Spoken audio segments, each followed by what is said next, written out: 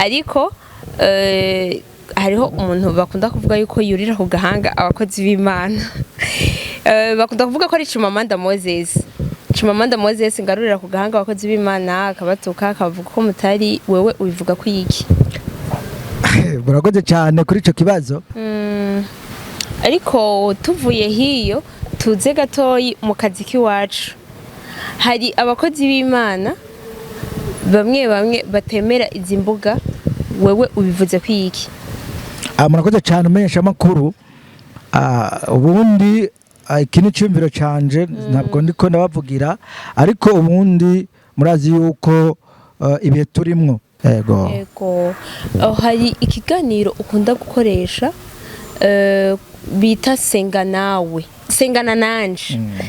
nanje kiba 5h du matin mu gica kuri Izere FM yo mu Rumonge sinzi ko gira ico babwiye kugira ngo nabo bazobandanya bagikurikirana ico kiganiro kiraryoshe cyane ahubwo nanje ndabatumiriye iki kiganiro ni ikiganiro gikomeye cyane nkuko bivuze gica kuri radio Izere FM yari ya mu Rumonge hariho n'andi maradiyo aya maradiyo turiko turagerageza gushaka gukorana nabo.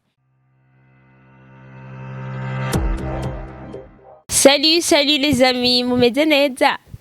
Nanje meze neza ndashima ndamahoro menshi en tout cas murabibona yuko ari easy ariko uyu munsi mfise umutumire adasanzwe reka tumwakire abanze aramutse abakozi abanze aramutse just abakunzi bacu bo kuri Link Arlene Alu aca yongera yidondore atubwira akazina kiwe.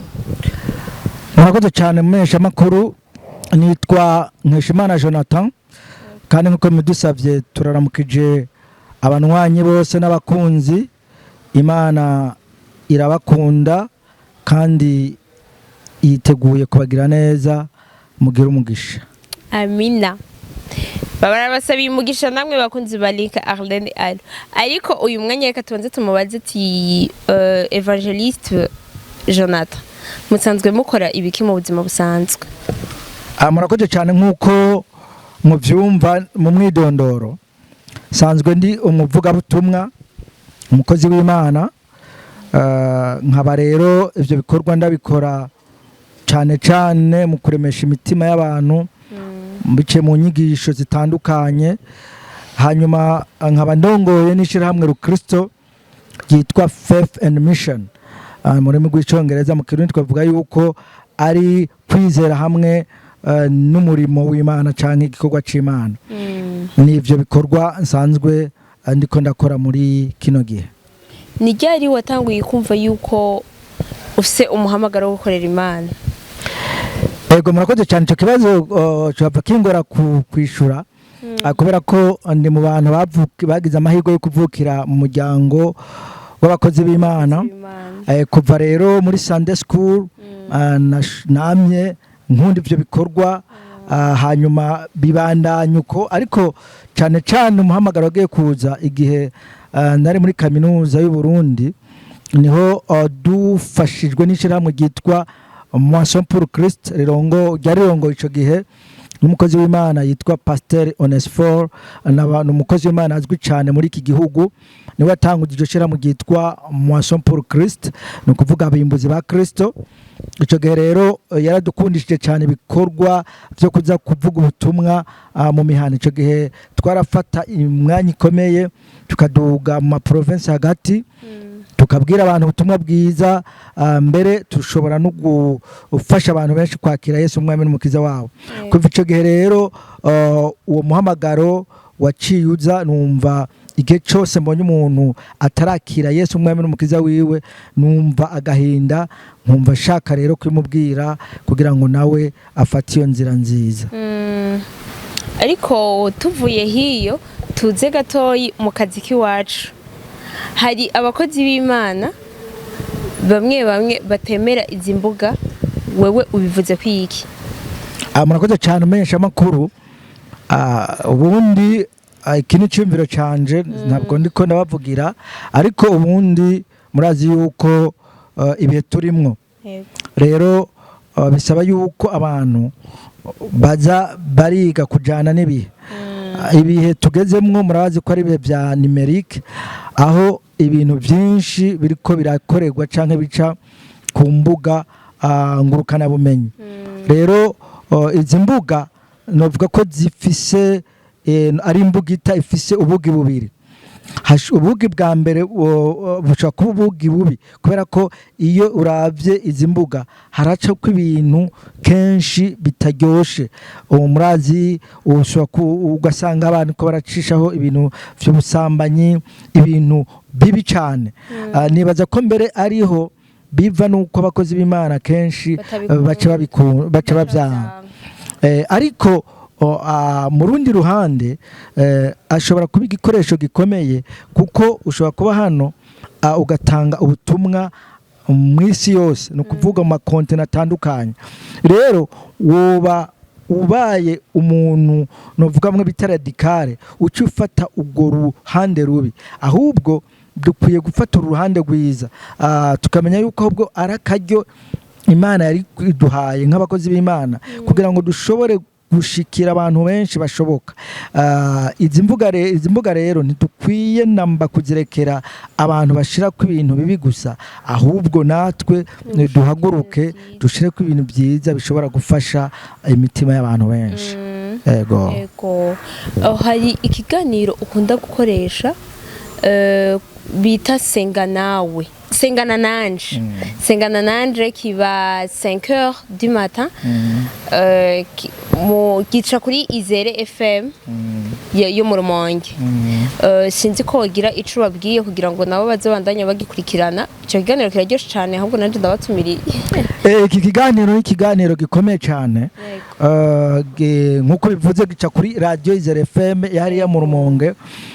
Hariho n'andi maradiyo, aya maradiyo turiko turagerageza gushaka gukorana nabo kuko ni ikiganiro kiremesha imitima cyane.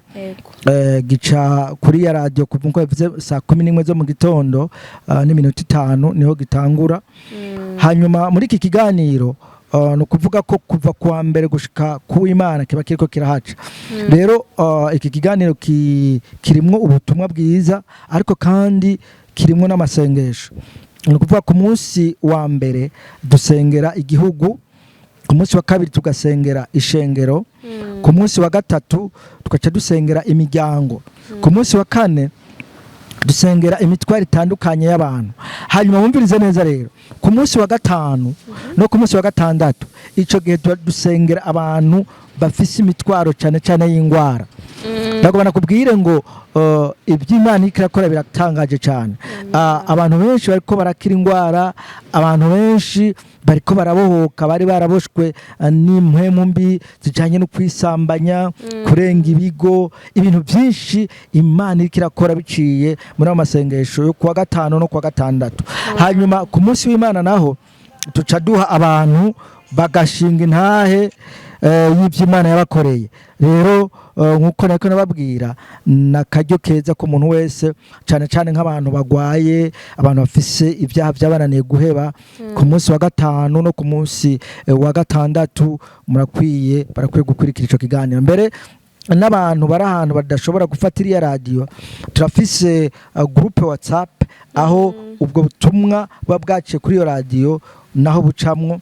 Murashobora rero kuturondera nyuma y'iki kiganiro cyangwa naho muze kubaha inimero kugira ngo tubashire muri iyo groupe WhatsApp baze bashobore gukurikira ico kiganiro, bashobore kuronka amasengesho ku bibazo bafise mbere no ku mitwaro itandukanye. Nta kuntu wogenda ubahaye iyo nimero ko hariho benshi bakora turaba bakunda gusenga, sinzi ko yobihari kugira ngo uyibahe. Ego ni 68 amajana 812 amajana 394 68 812 394. Kazi cyane barabatumiri. Hariho akabazo nshaka kubaza ariko mbabarire, hari nabonye ku bakozi b'Imana uwo muntu batamukunda, ariko hariho umuntu bakunda kuvuga yuko yurira ku gahanga abakozi b'Imana. Bakunda kuvuga ko ari Chimamanda Moses ngarurira ku gahanga abakozi b'Imana, akabatuka akavuga ko mutari wewe ubivuga ko yiki. Buragoze cyane kuri ico kibazo. ubundi muri uyu murimo turimwo dukwiye kurangwa cyane n'urukundo. Urukundo ni ikintu gihambaye cyane kubera ko iyo abantu bariko barakora mu rukundo ibintu byose bigenda neza. Kuko n'ijambo ry'Imana riraduhimiriza cyangwa riratwereka yuko turi ingingo za bagenzi bacu. Rero iyo uzi kuri urugingo rwa mugenzi wawe ntushobora kumwipfuriza ikibi, ntushobora kumwipfuriza yuko yomaramara. Nico gituma niyo habaye amakosa kenshi tukosorana mu rukundo. Ico gihe rero niho umubiri wa Kristo bahagaze neza. Nico gituma rero anako navuga ngo ibya Chimamanda sinabigaruka ko cyane mugabo ico niko ndavuga ngo abantu bose muri uyu murimo dukwiye gukora mu rukundo niho ibintu byose byogenda neza. Sawa. En tout cas ndakibaza ariko reka tugirwe ko ndakubaza akabazo kanyuma kugira ngo turangize ikiganiro. Mu myaka 3 iri imbere Evangeliste Jonathan yibona hehe?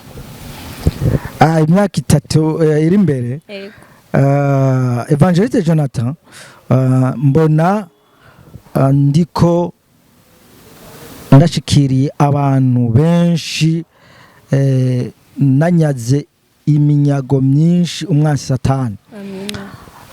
Ndibona kandi ndi mu kibanza cyo guhanurira abantu no kubashitsa mu bwiza bw'Imana.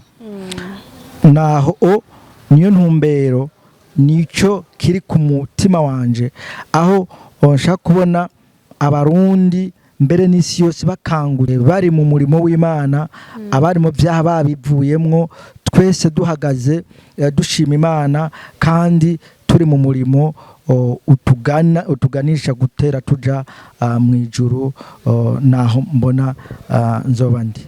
Amina, murakoze cyane Jonathan. Murakoze cyane menyesha makuru kandi n'ikindi gihe mwadukenera turakugira ngo tubandanye turemesha imitima y'abantu. Hama kuri Facebook canke ahandi ni hehe umuntu yoba yashimye ukuntu woba utanga ubutumwa ashaka kugukurikirana urubuga woba ukoresha waruvugira ngaha anye urafise rwa Facebook? Yego murakoze cyane ndafise urubuga rwa page Facebook iri tuyita African TV no kuvuga African uko nyene Africa ukongera N hama tena V TV hanyuma ugo rubuga iyo wanditse African TV haraza ko imbuga nyinshi za African TV mugabo ubwo wanje ruriko isanamu ya Afrika murayibona ya rose carte ya Afrika ya rose niho rero niko rubuga niko ndakoresha. Hanyuma no kuri YouTube abadukeneye ngwadika Nkeshimana Jonathan ukaca wongera ko 10 Nkeshimana Jonathan 10 ucu dutora kuri YouTube niho hari ibiganiro vyose mbere naca kiganiro kirisengana nanje ibiganiro byinshi by'intahe by'Imana ikirakora naho muzobisanga ko ego no kuri Instagram wanditse Nkeshimana Jonathan naho nyene turiko nukuvuga ku imvuga nka zose turiko kugira ngo tubandanye tuvuga ubutumwa bwiza. Okay. Turashimye cyane abakunzi ba Link Arlene Alu. Thank you so much kwa mwadukurikiranye na pastor turamushimiye gose wakoze kutwitaho. Murakoze cyane Evangeliste Jonathan. Ego murakoze cyane. Sawa.